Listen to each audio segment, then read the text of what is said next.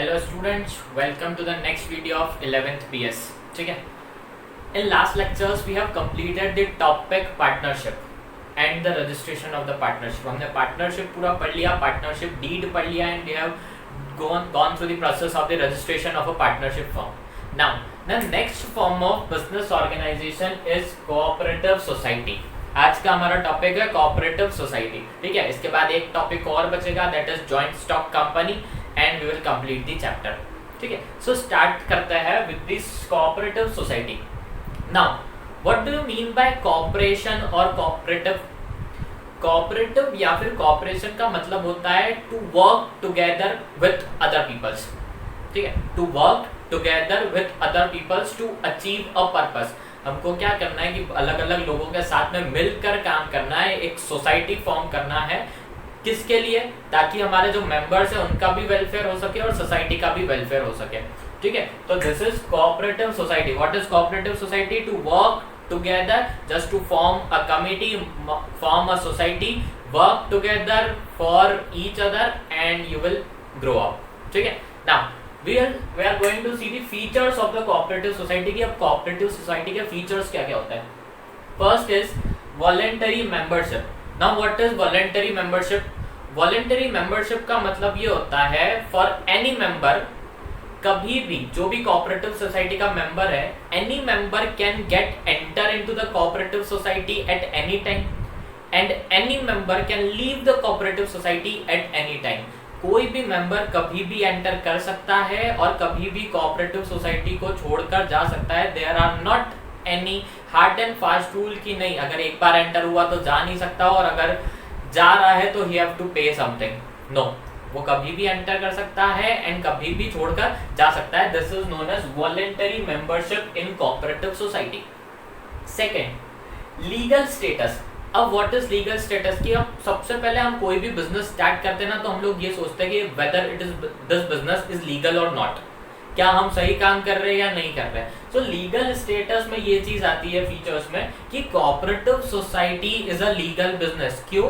क्योंकि जब भी हम कोऑपरेटिव सोसाइटी फॉर्म करते हैं then we have to get it registered from the state government. जो स्टेट गवर्नमेंटल डिपार्टमेंट रहते हैं we have to get the society, cooperative society registered by the cooperative society act या फिर societies act 1912 के तहत हमको उसको रजिस्टर्ड कराना रहता है that we are forming a society of this much members by this much amount and we will grow it from now. ठीक है, so this is legal status कि अगर हमने कोऑपरेटिव सोसाइटी फॉर्म करी है then we have to get it registered from the government. Third is limited liability. Now cooperative society में क्या होता है? There are number of members. ठीक है, we can start a cooperative society with minimum of 10 members but there can be any number of members. So if we talk about the liability, अब liability क्या है कि किसकी कितनी responsibility है. तो हर मेंबर की रिस्पॉन्सिबिलिटी लिमिटेड रहती है depending upon the how much amount he had been contributing to the capital of the cooperative society. कि एक cooperative society जब फॉर्म हुई है, जितने कैपिटल से फॉर्म हुई है तो एक पर्टिकुलर पर्सन ने उसमें से कितना अमाउंट कंट्रीब्यूट करा है उस पर डिपेंड करेगा कि उसकी liability towards the cooperative society कितनी है. क्लियर? सो एक पर्सन की लिमिटेड लायबिलिटी होती है क्योंकि जब भी we have to enter a member in the cooperative society he had to deposit some amount, he had to contribute to the capital of the cooperative society. Clear? The fourth one is control. Now what is control? Control is important. ठीक है, हम ये देखते हैं कि हमारी cooperative society का control किसके हाथ में रहेगा.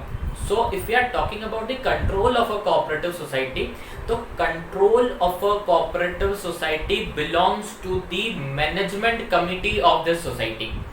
Whenever we are forming a cooperative society, we are having n number of members. Suppose we are forming a society with 50 members. So all the 50 members cannot take the control charges. We have to form a committee that will be known as a managing committee of the cooperative society. हम एक committee form करेंगे. उस committee में कुछ number of persons रहेंगे. Either we can say 5 members, either we can say 7 members. तो ऐसे कुछ members रहेंगे who will be responsible for taking the control of the cooperative society. अब ये कैसे डिसाइड होगा कि who will be the member of the cooperative society या फिर managing committee of the cooperative society? So here comes the voting fundamentals. एक voting process होती है, every single person in the cooperative society is eligible for a vote to form the managing committee of the cooperative society. जितने भी बंदे उस cooperative society में है वो एक एक अपना वोट ट्रांसफर करेंगे टू द मेंबर्स कि weather he should reside in the managing committee or whether he should not reside, whether he should not be a member of the cooperative society. ठीक है, so the control of the cooperative society is in the hand of the managing committee which will be decided by the members of the cooperative society only. Clear? Next point, service motive, कि हमने cooperative society तो बना ली, now what is the service motive of the cooperative society? हम लोग क्यों बनाएंगे cooperative society? So cooperative society is a formation from the number of persons जो अपना अपना कुछ कैपिटल कंट्रीब्यूट करेंगे। अब या तो वो कैपिटल किसी एक बिजनेस में इन्वेस्ट करेंगे from where they can generate any profit, और वो लोग अपना जो एग्जिस्टिंग बिजनेस है, फॉर अ शॉप है या फिर छोटा मोटा बिजनेस है, अपने बिजनेस को एक्सपोज करेंगे to that members so that members can generate profit out of that. कि हमारा कुछ सामान है, हम लोग मेंबर्स को ही सेल कर सकते हैं कि अब अगर हमको सामान लेना है तो उसी पर्टिकुलर मेंबर्स अगर उस चीज में डील कर रहा है तो we have to take it from there only. Either if a person of that cooperative society needs some amount of money, if a person in that cooperative society needs some amount of money, so all the capital contributed in that cooperative society will lend him the money for the welfare of that person, or we can say we have to remove the conditions of middleman। कि अगर हमको market से कुछ सामान लेना है तो हम लोग क्या करते हैं, मैन्युफैक्चरर से पहले जाता है डिस्ट्रीब्यूटर के पास, distributor to retailer, retailer to shopkeeper, shopkeeper to customers. इसमें बहुत सारे टैक्सेस इंक्लूड हो जाते हैं। If we have to escape from this taxes and this amount, we will be in direct contact from the producers and the consumers. So because in this cooperative society the producers and the consumers both are the member of the cooperative society, तो यहाँ पर middleman वाला status पूरी तरीके से गायब हो जाता है। इससे वेलफेयर ज्यादा होता है, हम लोगों को चीजें और सस्ते रेट्स में मिलती है as compare to the market. ठीक है, so the service motive of the cooperative society is the welfare amongst the members of the cooperative society and removing the conditions of middleman for between consumers and producers और producers and consumers. तो ये थे हमारे features, cooperative society क्या होती है, किस तरीके से काम करती है। नाउ अगर हम किसी भी बिजनेस ऑर्गेनाइजेशन की बात करें तो एवरी बिजनेस ऑर्गेनाइजेशन और every form of business organization have some profits and have some losses. That means they are having some merits and demerits. That means we can say advantages, disadvantages और merits and limitations. अब एक एक करके देखते हैं कि merits and limitations क्या क्या है कोऑपरेटिव सोसाइटी के। फर्स्ट हम देखेंगे कि merits, what are the benefits of a cooperative society. See, first point, equality in voting. Now what is equality in voting?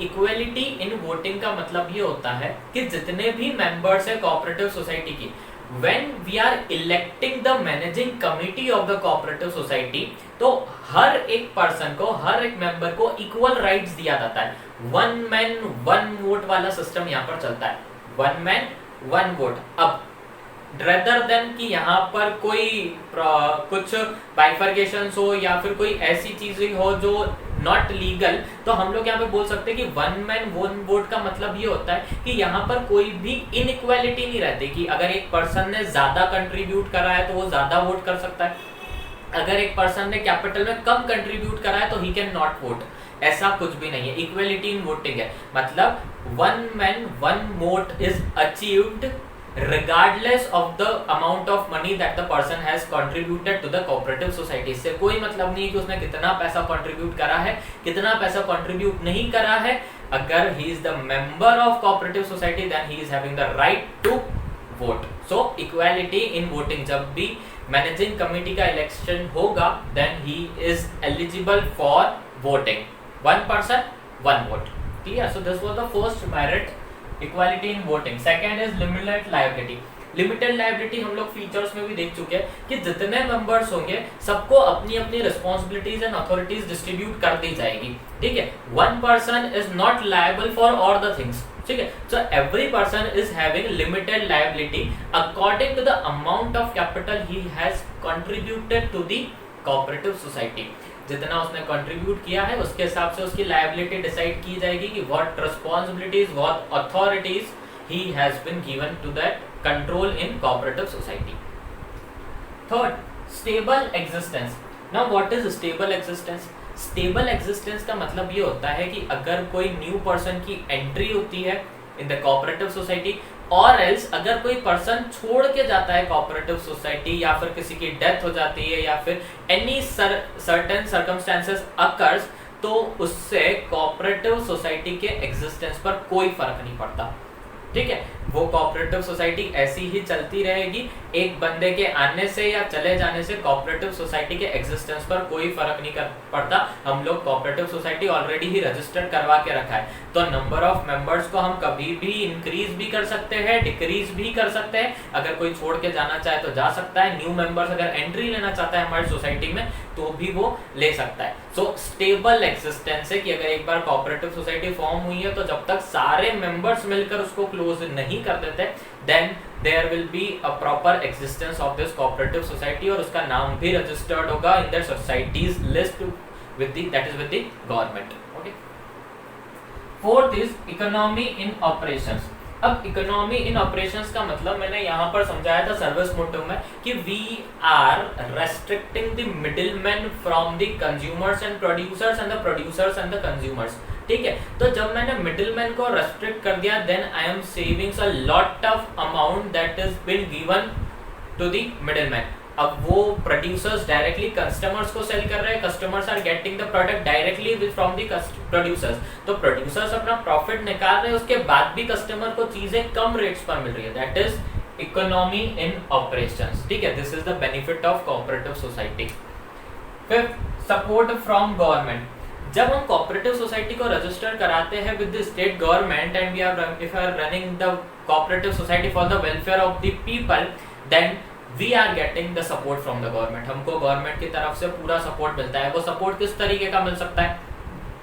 Taxes, we are giving benefits in the taxes, we are been giving the subsidies, या फिर अगर हम लोग cooperative society की तरफ से कोई loan लेना चाहते हैं, we are planning for some loans or an individual is planning for loans, then the government will provide it at low interest rate. ठीक है, तो there are many things in the cooperative society कि हमने अगर cooperative society register करवा ली है so we will get a support from the government. And the sixth one is ease of formation. Ease of formation सबसे starting में बताया था मैंने कि voluntary membership होता है. That means anytime we can form a cooperative society, anytime we can close the cooperative society, anytime a member can join the cooperative society, anytime a member can leave the cooperative society. बस फर्क ये है कि if a person want to leave the cooperative society then he has to give a prior notice to the managing committee and then he can leave.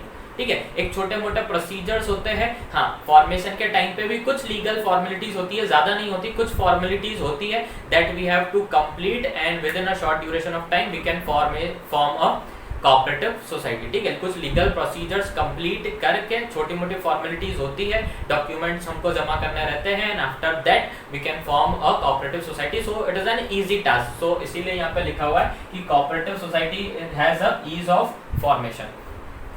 ये होते हैं merits. अब merits तो हमने देख लिया, हमने क्या क्या देख लिया? कोऑपरेटिव सोसाइटी देख लिया, what is cooperative society. When we form a committee और society with minimum 10 members for the welfare of this members and welfare among this public, then it is a cooperative society that is being registered with the government, state government की हमने एक society form करी under the society cooperative society act 1912 के तहत हमने एक society register करी है for the welfare of the members of the society. ठीक है, मतलब साथ में काम करना, मिल के काम करना, एक साथ प्रॉफिट जनरेट करना। और ये जो प्रॉफिट जनरेट होता है ना that is also being distributed among the members. अगर कहीं पे हमने पैसा लगाया, अगर पैसा कहीं से सरप्लस ऐड होके आ रहा है तो that surplus will be distributed to all the members of the society. Depends कि किसने कितना कंट्रीब्यूट करा था उस इन्वेस्टमेंट में। क्लियर? अब उसके बाद फिर हमने देखे मेरिट्स। मेरिट्स के बाद अगर किस चीज के अगर मेरिट्स है तो इट इज फॉर श्योर कि उसके कुछ लिमिटेशंस तो होंगे ही होंगे. Now we are going to see the limitations of the cooperative society. Limitations. Now, the first limitation is limited resources. Now, what is limited resources? जब हम लोग कोऑपरेटिव रिसोर्स फॉर्म कर रहे हैं तो कोऑपरेटिव सोसाइटी अगर हमने फॉर्म करी है so we are not having much amount of money. ऐसा नहीं है कि सबने कैपिटल कंट्रीब्यूट करा तो बहुत ज्यादा कैपिटल इकट्ठा हो गया. थोड़ा थोड़ा कैपिटल इकट्ठा हुआ है तो whether we are forming for the expansion, whether we are planning for the expansion कि हमें कुछ और अच्छा करना है, कहीं पर इन्वेस्ट करना है, या फिर कुछ और नई चीज हम लोग एक्वायर कर सकते हैं, कुछ नॉलेज स्किल्स, या फिर हम लोग कुछ और प्लानिंग कर सकते हैं, कोई और एक फॉर्म लॉन्च कर सकते हैं, तो वो थोड़ा सा मुश्किल होता है बिकॉज हमारे पास अमाउंट ऑफ कैपिटल इतना ज्यादा नहीं होता that is required to start a new organisation. So there are limited resources in a cooperative society. जितना है उतने में से काम चलाना पड़ता है, उसी में से हमको सारी चीजें मैनेज करनी पड़ती है. Next, inefficiency in management. अब ये पॉइंट ना फर्स्ट पॉइंट से बिल्कुल रिलेट करता है. रिसोर्सेज लिमिटेड है, that means we are having limited capital. Now inefficiency in management मतलब कि अगर मेरे पास बहुत सारे मेंबर्स हो गए in cooperative society then I am unable to hire a skilled and trained या फिर educated manager to run the cooperative society, क्योंकि मुझे उसको एक हायर सैलरी भी प्रोवाइड करनी पड़ेगी and that amount I am not having with my cooperative society. मतलब कि अगर मुझे मैनेजमेंट कोऑपरेटिव सोसाइटी का चलाना है तो खुद ही चलाना चलेगा. जो मैनेजिंग कमेटी उस मेंबर से फॉर्म हुई है उन्हीं में हमको वो काम चलाना पड़ेगा. We can not appoint a person out of the market to run my society and manage the things of the society because for that I have to give the salaries, higher amount of salaries. So inefficiency in management. Third point is lack of secrecy. What lack of secrecy? अब देखो हमारे यहाँ पे cooperative society के members बहुत सारे हैं. We are having n numbers of people from different places. n number of peoples are talking to n number of peoples at different locations. तो हमारी मीटिंग्स में जो भी डिस्कशन हो रहा है all the members are participating in the discussions and meetings. So there are chances to lose the secrecy or confidentiality of that meeting purpose in the market. तो lack of secrecy रहता है cooperative society में. Fourth point is government control. अब हमने क्या देखा था merit में कि सपोर्ट फ्रॉम गवर्नमेंट. अब अगर गवर्नमेंट हमको सब्सिडीज में सपोर्ट कर रही है, if the government is supporting in the low interest rate, if the government is supporting us in the tax benefits, तो गवर्नमेंट हमसे कुछ ना कुछ चाहेगी. तो गवर्नमेंट का कंट्रोल हमारी कोऑपरेटिव सोसाइटी पर रहता है. That means I have to run the cooperative society by the rules and regulation of the government.